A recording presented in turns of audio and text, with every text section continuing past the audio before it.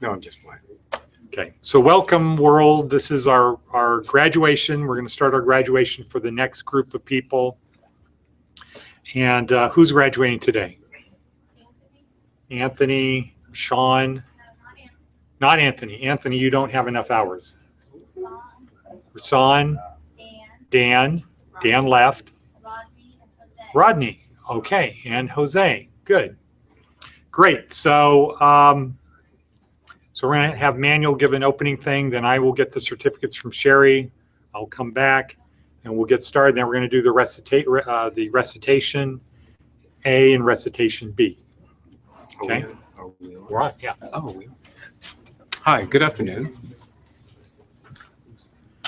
Good afternoon. My name is Manuel Jackson. I'm a former graduate of Larson here in Las Vegas, and the directors asked me to come back and to speak with my former colleagues, and it's a pleasure to be here. And I just wanted to say I wish good luck to all of you, and thank you for having me and inviting me, and hopefully this honor will fall upon other graduates as well. Who's going to be first? Gonna be first what? To speak. The director. Yeah, I will. It'll be Okay. the director. Then the directors on. So just give me. Yeah. Phyllis, Tell a joke. Tell a joke. Tell a joke. I can't tell jokes, Fill in the blanks. but give us that. Charge and aggregate right quick. no. I can say this. Here's something that I've been thinking about, because we're all going to graduate, and we will probably never see each other again. Don't say that. No, that's not true. Boo! Hey, get out Well, of here. they're not going. Okay, where's the hook? Get rid of this stuff. Well, I was just thinking that fate is different. Okay, so that was all a setup. There we go. God. That was actually a setup because Manuel has earned a Chromebook Wow. because he did the memorizing. Okay, Thank you. so he has earned a Chromebook, I earned a Chromebook. and All of you can earn Chromebooks. this is for the people who memorize all of the stuff they're supposed to memorize. And let's see, let's hold it this way. So this is your very own Thank you. Chromebook. Okay. Fantastic. I appreciate it. Welcome. And as an extra benefit for Manuel, this was my Chromebook. Oh, so I got your mojo. Exactly. I got his juju and his mojo. You got his passwords. No, that's gone. I had Brett check. Okay. All right. So this is actually a good Chromebook. Thank you. I thought I was trading up, and it turned out I was trading down. Okay. But because I had said you're getting my Chromebook, I would You're know the getting- difference. It's an honor just to trust me. be the recipient. And it's an honor that you Were you in would my position, you would know. find it fitting and proper to bestow this upon me. Well, memorization is very important. And, the stuff we have is not designed to be easy. It's designed to be, doable. We can all If you do it. put in the time We to can all do it. It's designed to be doable. And once you have that done, then you really have a sense of, I can memorize anything. It's just a question of how much time do I have? And that will apply to work and business. The more you can remember, the more you have, the more you have, the more power you have, the more power you have, the more control over your own destiny you have. And so it is, as Manuel said, it is fitting and proper to acknowledge and reward people for getting through probably the most important part of the program. And I can assure you, just as Manuel's vocabulary has now changed to include it is fitting and proper that we should do this, that from the memorization, you will pick up phrases that you will use Exactly. that other people will pick up as, oh, wow, this person is sharp. He's not using one syllable words like ugh. Well, when I'm in the cave, I do. Okay, the cave, that's perfect. So we're going to talk about that later. Okay.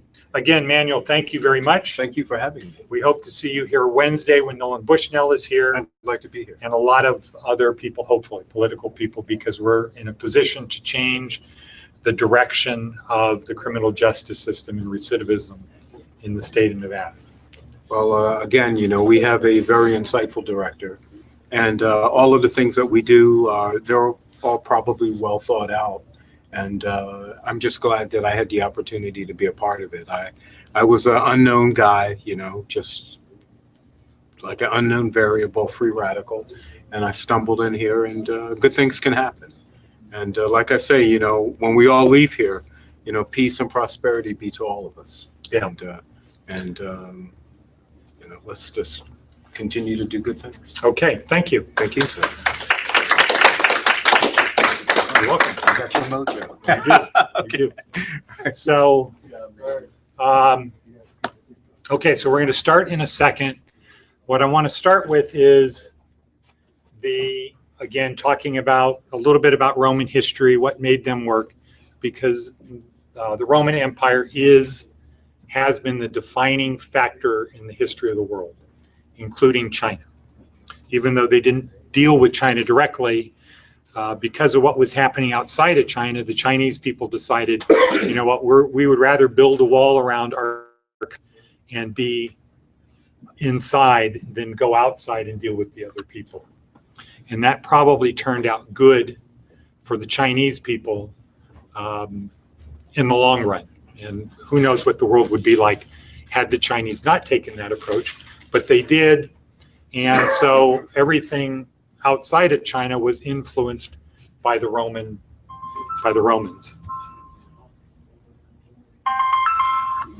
That's not President Clinton. So President who? Clinton. I just have to check, because in case he calls, I have to answer. So anyway, so the Romans were not highly sophisticated people. They were highly pragmatic people. They were not like the Greeks. If you were a good Roman during the period of the Republic, you were more of a serious person. You took things seriously. You took your duty seriously. You had your ancestors who you believed were watching down over you. And the thing that you wanted to do with them was you wanted them to be proud of you. You felt they were always watching. And if you see any movies like Rome or Gladiator especially, he had little figurines of people that were in his family that he would pray to. And there, it was his wife and kid.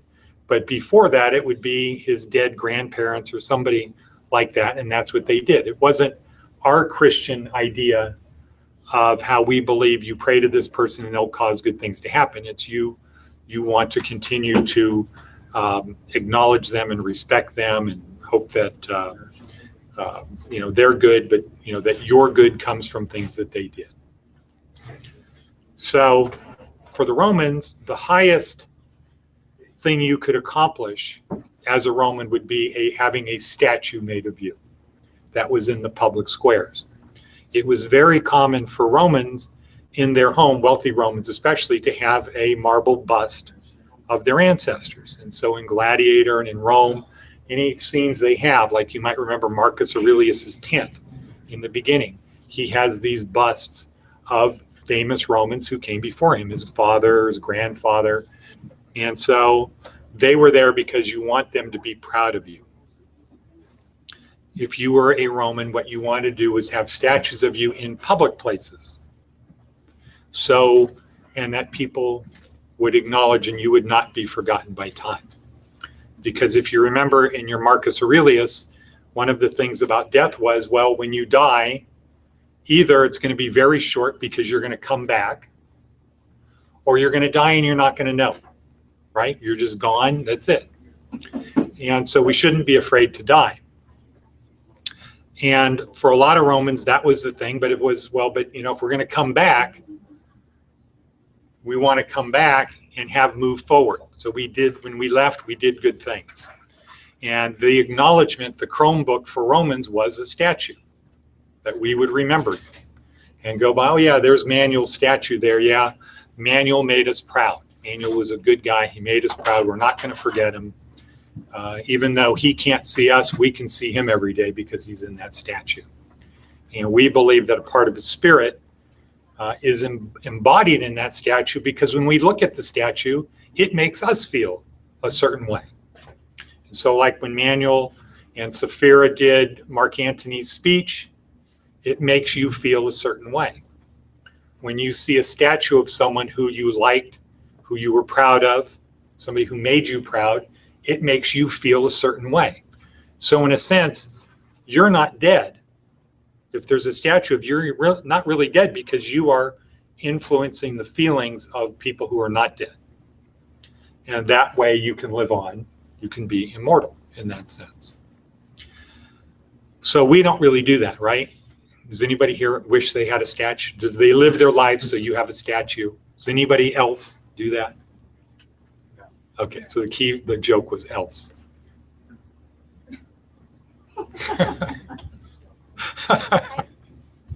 Okay, so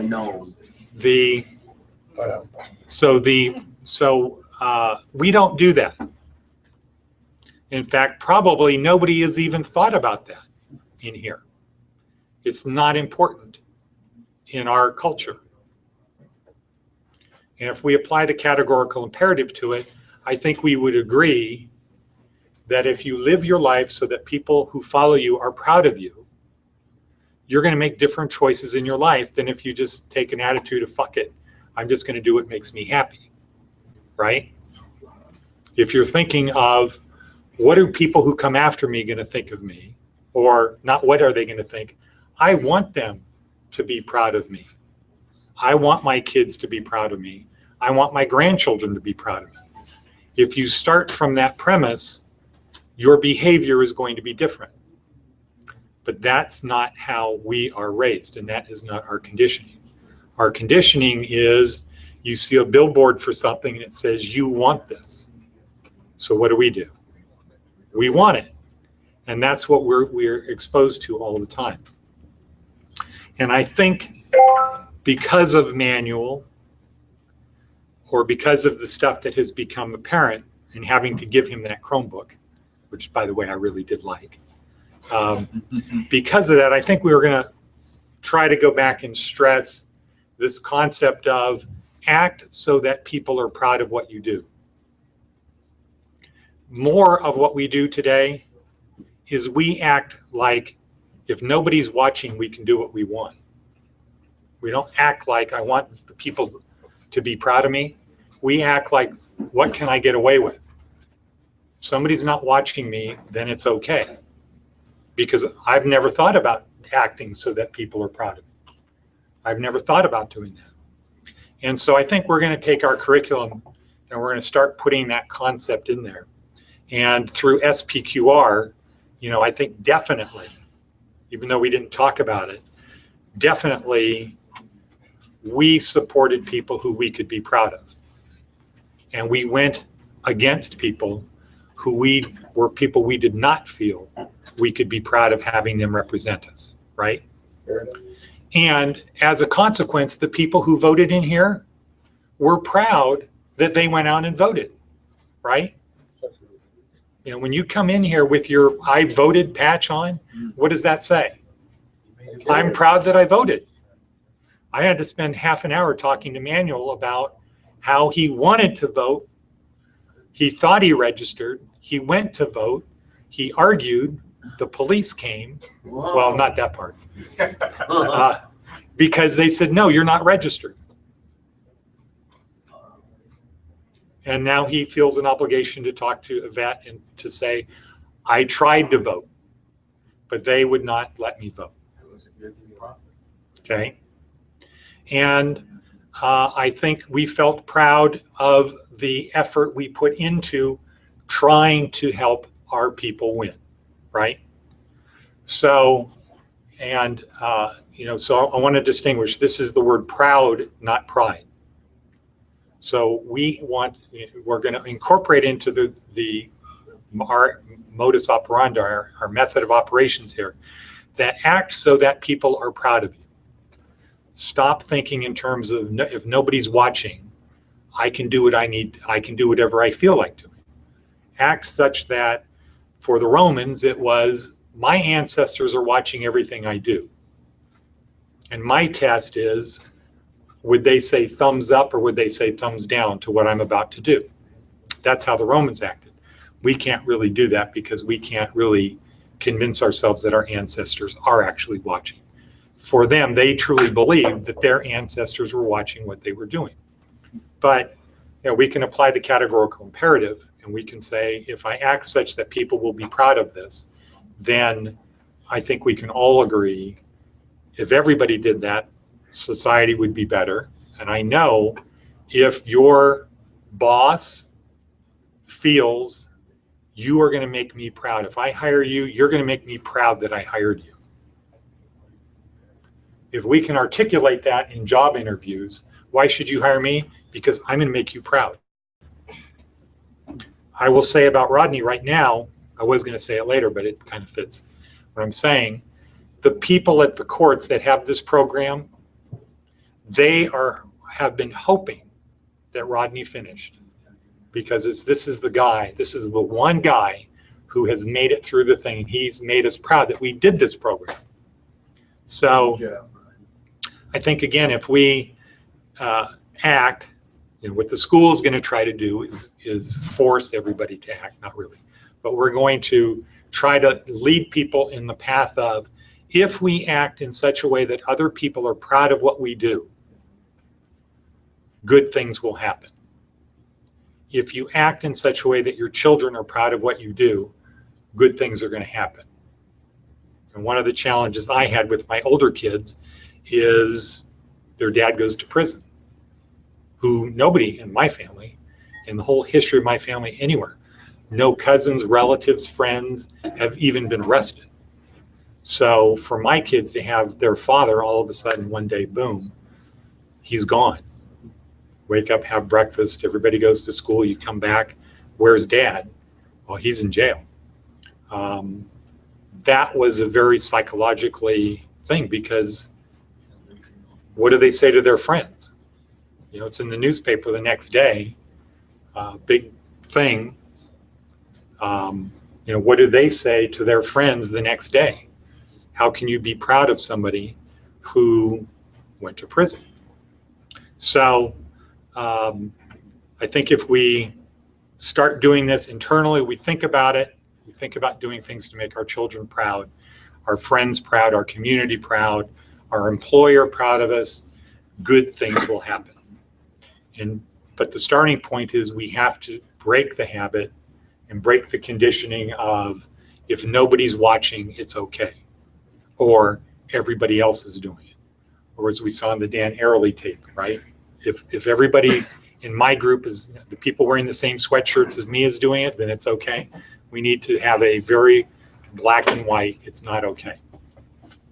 So having said that, let's move forward to our people. And I guess, Rodney, it would be perfect for you to come up since we already talked about you.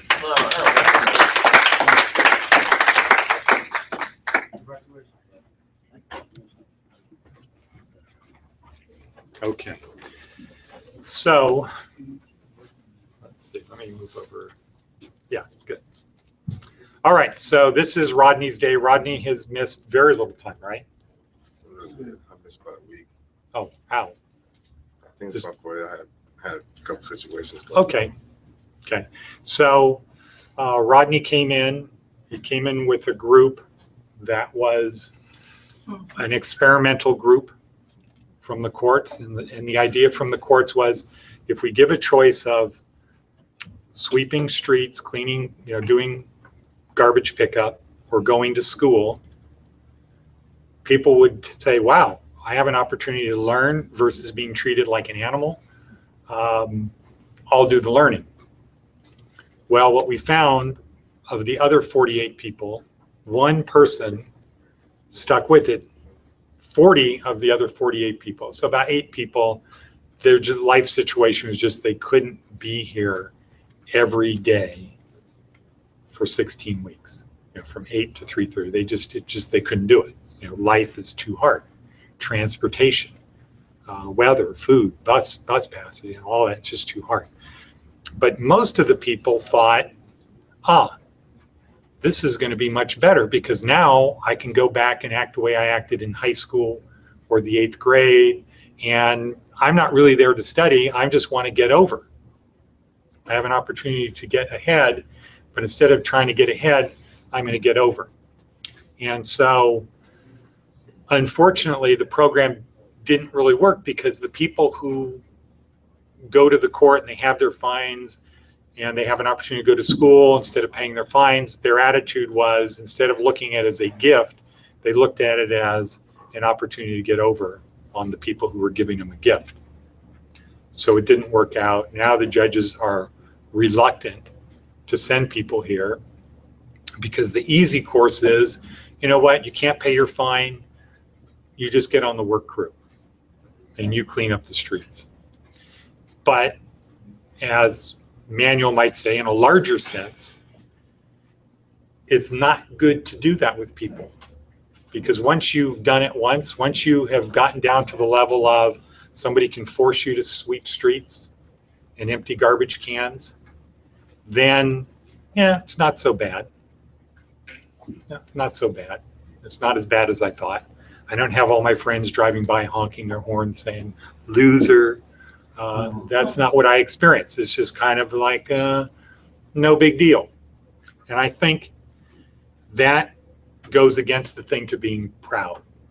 I think when this program was first instituted, 20, 30, 40 years ago by the government, the idea was having somebody stand out on the street corner, cleaning, sweeping streets and doing stuff was the modern equivalent to being in the stockade. All of your peers would see you're a guy who did something bad, you can't pay your fines, so we're going to put you out on public display of being somebody who has to do this. And it didn't work because people just got, okay, well, I'd rather do that than go to school. But Rodney didn't. So for whatever reason, Rodney stuck with it. And when we go back and we looked at Rodney's first week, his exams the first week, we watched the videos of Rodney's first week of doing recitation and how Rodney did at the end of his recitation stuff. It's just constant improvement. And the fact of showing up every day means a tremendous amount to employers. And I will tell you that all of the people over at the court, the David Cervantes and all of those people, and the judge, and just all of the people in that program are very proud that you made it through. So congratulations for that. And it's a big thing because, my hunch is if Rodney ran into any of those people who dropped out, they're not going to say, hey man, we're proud of you. Their attitude is going to be the opposite. Okay, because he's not wearing the same sweatshirt anymore. So in one sense, the school's reputation has increased because over at the courts, they get the stoicism thing. If one person can do this, other people can do it. So it's not out of the realm of possibility that the people who get convicted of misdemeanors that can't pay their fines, they aren't in a category of, and by the way, they can't learn either. They're the refuse of our society. So, the school owes a lot to Rodney, and because there would be no more programs. If 48 people start and 48 people don't make it, the answer is these people, like I said earlier, old dog, new tricks, why bother? So Rodney could, he's either the guy who saved the day for this program, or he's the little kid who put his finger in the holes in the dikes and so the whole dam didn't come down. So for that, Rodney needs to be appreciated and acknowledged. So thank you again for that. And Rodney was solid. When it came to SPQR, Rodney was out there making it happen. I think it is important that you should continue with SPQR. And as we get ramped up, figure out your place. And the goal is to get 80,000 people to register to vote before the 2016 election. And there's 800,000 people who are eligible to vote, there's 500,000 who are eligible to register to vote that have not voted or have not registered. They can register to vote. They haven't even bothered to register to vote. Those are the people we need to get. And as we saw in this election here, when 2,000 people, wait, what's the total number of people voted? 4,500 people voted, roughly. When 4,500 people voted, a total of only 4,500 people voted from that ward, they can't complain about how bad things are. The people who didn't vote really have nothing to complain about. And what we need to do is continue educating, prodding, enticing, encouraging people to register to vote. And so Rodney was very instrumental in that because sort of as Robert's swim buddy, Robert was able to keep going because you knew Rodney would be there, or Billy might be there, maybe Moses would be there. But I think Rodney was there. That was so that was Robert saying Rodney was the guy who was there that helped make this thing work. Anthony saying the same thing. So give Anthony a little shout out there. Sherry doesn't have your certificates yet, but she's bringing them out. So you have gotten to the level of graduating as opposed to completing. And so congratulations to that. And now you get to say what you would like to say for the school.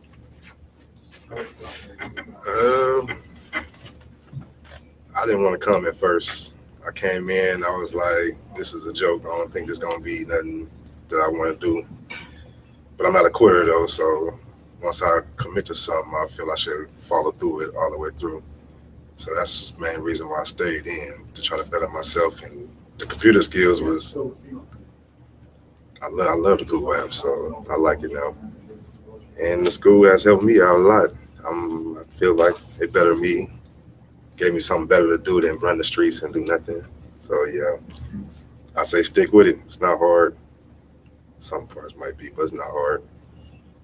It's worth it. It's well worth it. Okay, worth the energy. So, something to look forward to. okay, so Rodney, thank you. We'll give you certificates. But what was your hold on? What was your typing when you started? I was like 11 or something, wasn't I? I was low. I wasn't that high. Okay, what are you now? 39. 39. Good. What were you at? Huh? What did you start at? I think I started like 11 or something like that. Okay, so did you hit 40 one day?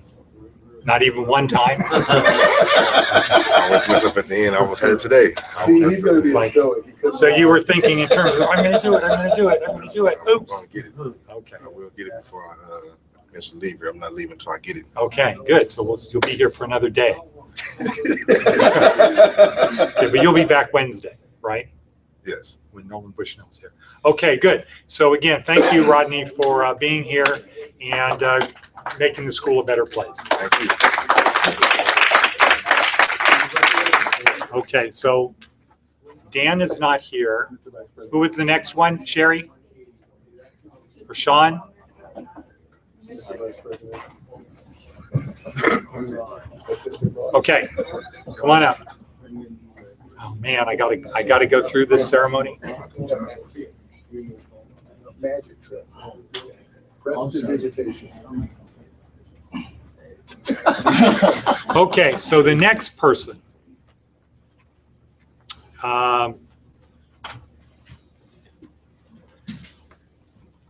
So Rashawn is also from Casa Grande, as we know. The world doesn't know that. And I'm not sure, how did you happen to come here?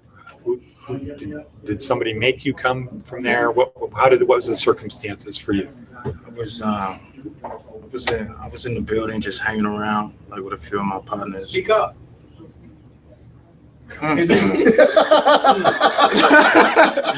The world has to hear you. Okay, yeah, I was at Casa Grande just messing around with a few of my partners, not really knowing, like, I was just like kind of blessed with the opportunity to go to Casa Grande. I've never been in a place like that, and I was messing around. I was just hanging out, like really not really doing nothing, not on nothing. Mhm. And one of your students came up to me and told me, man, you need to go to Larson, Who was that? Big John. Oh, okay, good. And you're like, man, I see you around here. You ain't doing nothing. You're just hanging around. You're going to get yourself in trouble and you're going to get sent back to the penitentiary. So he was like, why don't you go and talk to Lieutenant Scally and see if you can get up there. Well, I never got the chance to talk to Lieutenant Scally. I ended up talking to the job development people, and Miss Moore is the one that sent me up here on a Okay. movement. And then it was it. That's how it happened ever since. Okay, and so you ended up here, and that's good. And my first recollection of Rashawn is that I could not have a conversation with him. I would try to engage, and he just was really tough. Like, how you doing today? How are you doing today?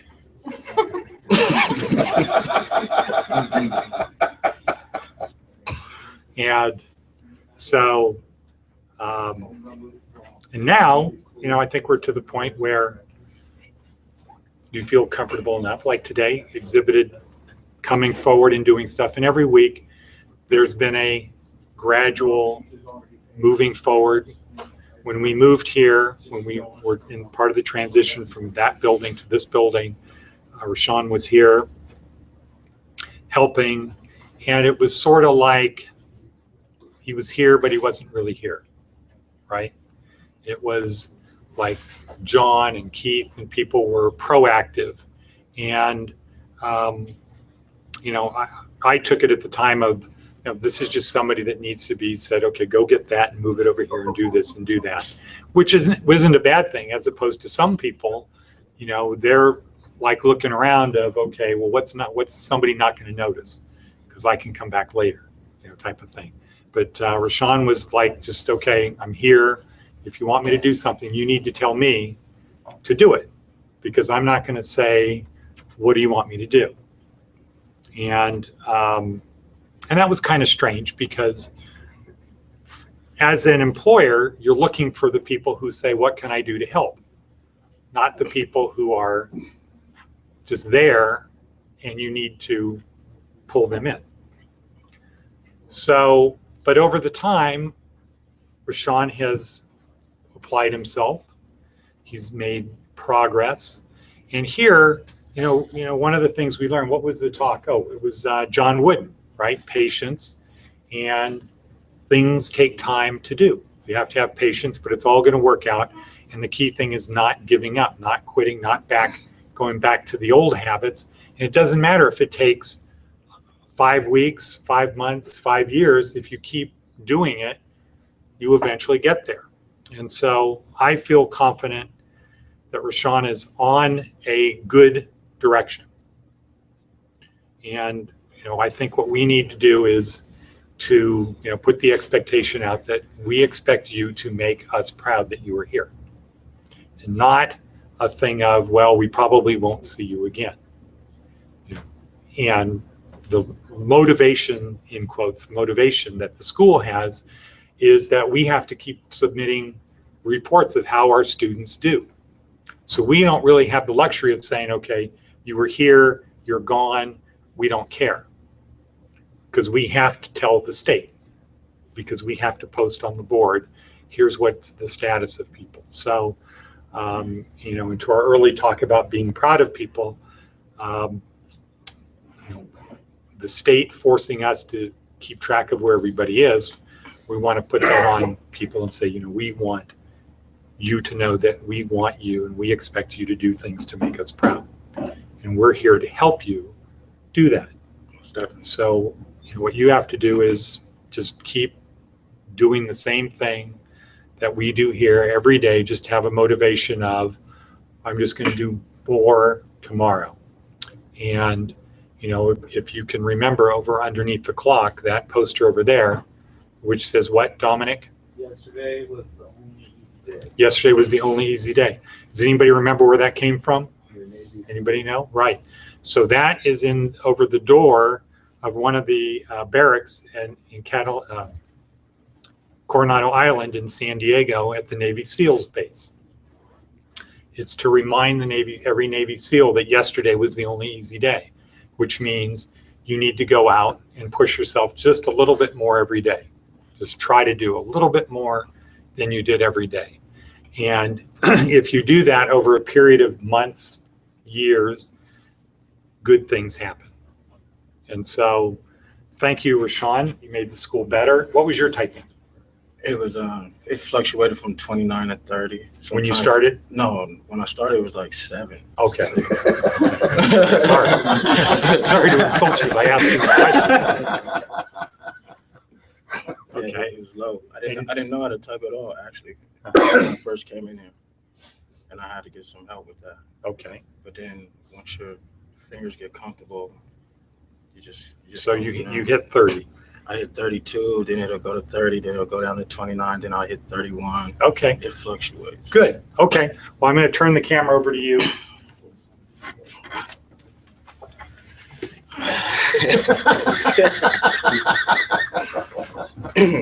Well, I ain't gonna lie, man. This place kind of got me out of like my shell, out of my comfort zone from what I'm originally used to doing. And I had to really go outside myself, and basically, I don't know if people can understand, I had to go outside myself to become myself, because I was so used to like living a certain lifestyle and accustomed to doing things a certain way that this was kind of weird for me. I kind of felt like how, like, you know, my homies say square, you know what I mean? And it's like I just had to believe in myself every day, and I had a few people in my corner that was helping me and pushing me through to get through the Larson school. Like who? Phyllis Woodruff and Marcellus Crawford. They was on me. They was on me like every day, and they told me to like stop giving up. You feel me? Because you've done everything else the wrong way. Why don't you try to do something the right way now?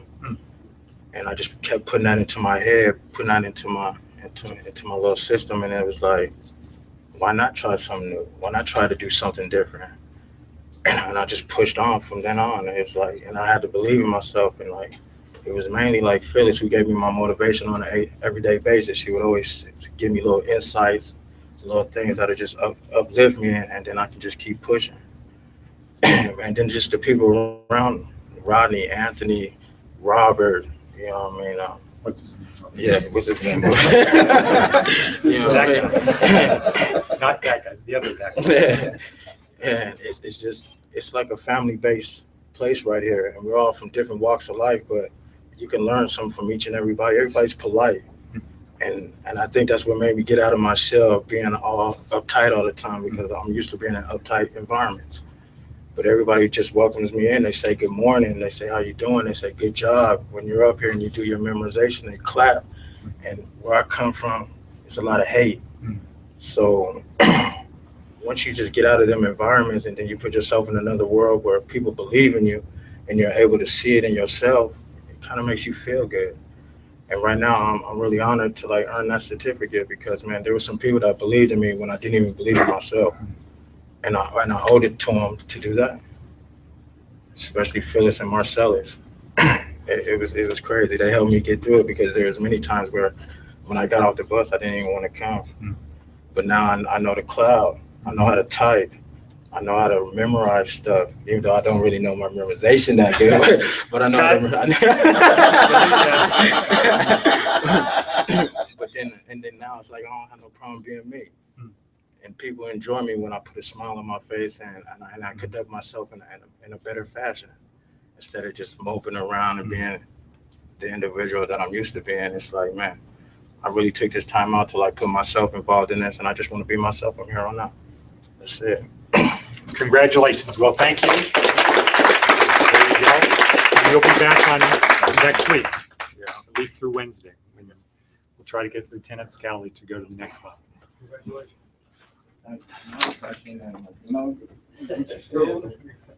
Oh, Rodney, here are your certificates. Thank you. And Jose. All right. Come on, here we go. Okay, so Be nice, be nice. Hmm?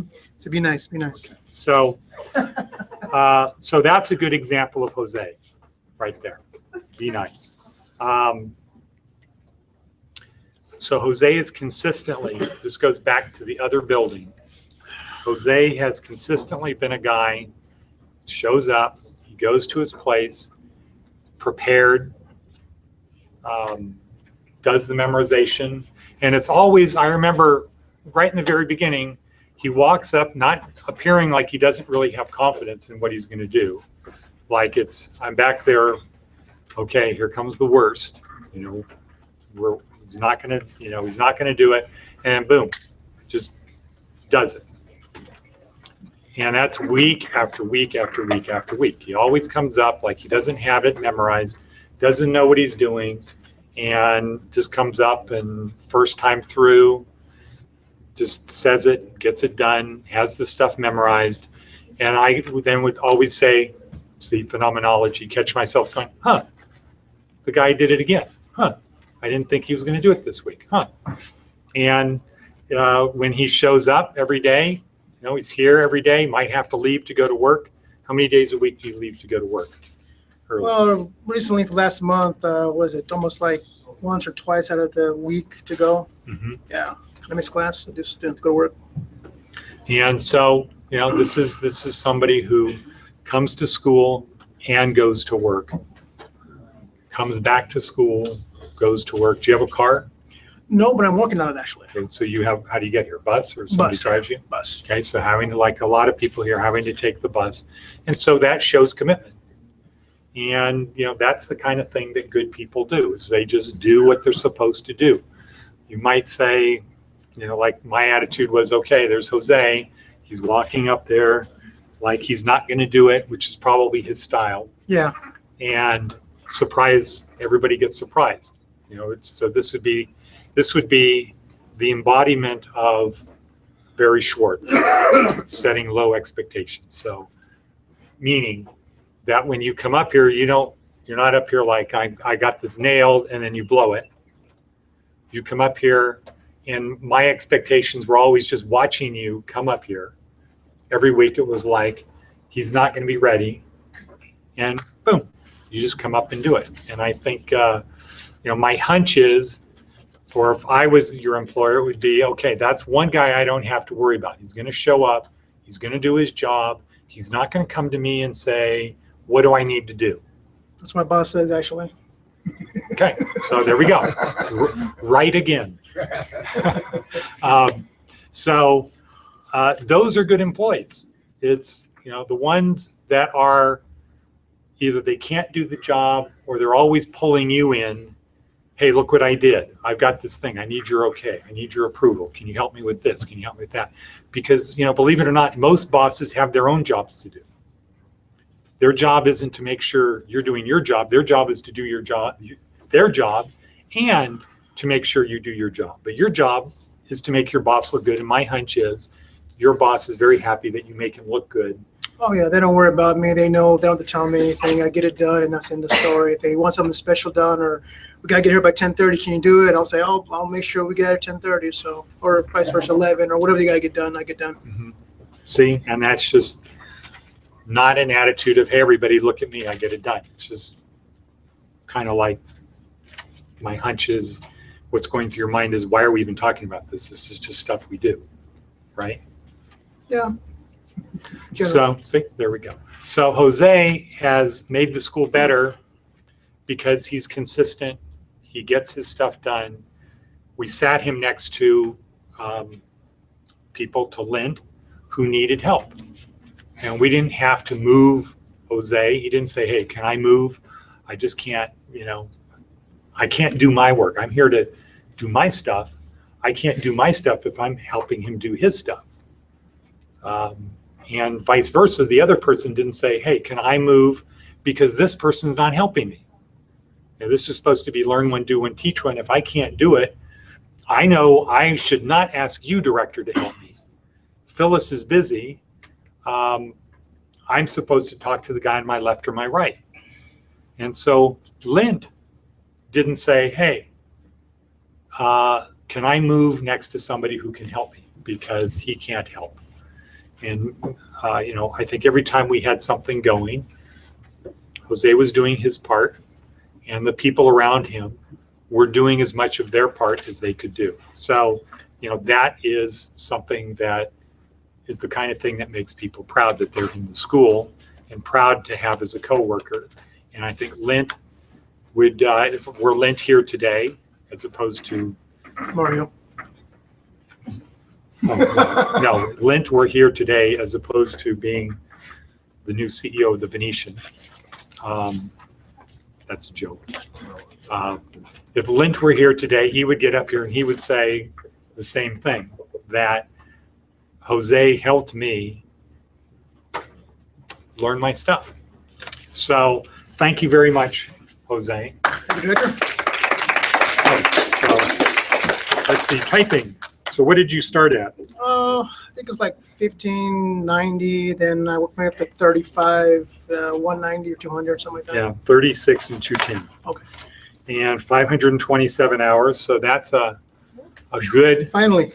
accomplishment, having to leave early to go to work.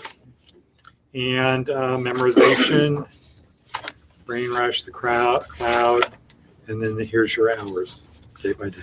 So thank you very much, Thank you. Jose.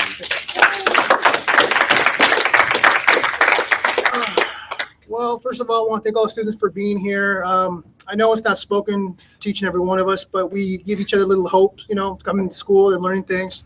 And also want to thank Miss Phyllis Woodruff. I know she won't come up here because she's camera shy, but if it wasn't for her and her patience and willing to, help and come around and, hey, Phyllis, need help. And she comes running and, gives everyone a helping hand. And if there was more people like her, being patient, being helpful, not quick to I can't help you, I'm busy. I mean, the world would be a lot better place. So once again, I want to thank Phyllis and stuff because she helped me a lot. I mean, I probably would have got halfway and many times I got frustrated, but if it wasn't for her, I probably wouldn't gone as far as I could.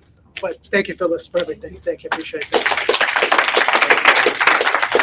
And I want to thank the director and stuff. I enjoyed mostly the TED Talks in the morning. You challenged my thinking, and usually with the TED Talks, when something was spoken or said, I understood it at one point, but you always took it further than what it is. And that challenged my thinking because I'm like, oh, wow, I didn't think about this or I didn't think about that. And you went in a whole different area, even out of the box. And I'm like, wow, that's pretty amazing, stuff that I never thought of. And you kind of put the idea in my head, too, about finding your dream job. That's something I've never really even thought of. To me, a job was a job, and that's just the way it is, and vice versa. And I got the little bug in my brain now thinking, okay, so what am I going to do now? I still haven't figured it out, but it's going to take time. I'm going to figure out and see what I can do for my dream job. So it's a work in progress. Good, great. And once of all, too, I want to thank you guys for being here. I hope you guys can make it and stuff and do it. And, don't give up. It's going to be worth something later. Probably most of you, probably you'll all get your dream job, but it'll be worth something. I promise you guys that. Has this helped your, what's the Hope for Prisoners thing, the visual? Vivid vision. Vivid vision. Well, when I heard their kind of spin on it, it didn't really hit me as much as, Larson's, Well, find your dream 16. job, your destiny position, you guys worded it different.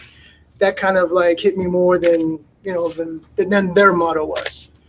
Well, maybe it takes us 16 weeks to do it. Probably, yeah, if they maybe it had 2 does. weeks, they could have done it. Yeah, it was a short class for that one, yeah. And, I enjoyed everything here. At the beginning, it was kind of frustrating because I just wasn't sure what the curriculum, how everything was taught and everything like that. But everything is quick go. And, I'm a kind of person like to get things done, not half not done or not finished at all because I get frustrated. Call it OCD or what you want to call it. When I want to get something done, I want to get it done. That way I don't have to worry about it later. But I learned a lot. I did. A lot of skills that I have not brushed up on, computer, the cloud. I even know now there's a lot of stuff that is still I haven't learned. And, I got that bug in me now that I want to learn. And that's a good thing to have. Great. Terrific. Okay, well, thank you again to all of our graduates.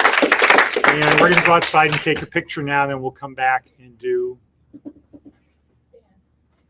Dan's gone. Oh.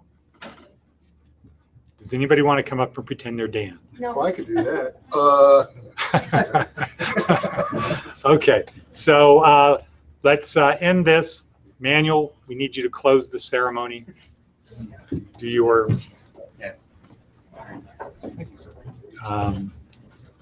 do your closing. Again, thank you. My name is Manuel, and it's a pleasure to be here. And congratulations to all of the graduates today, and to the other graduates that are forthcoming. And it's good to hear that everybody is that we all feel the same way. That it was we learn from each other, and we're trying to help each other, and we all should be like this. Correct. So, congratulations to everyone, And shalom. and shalom. Okay. No grazie.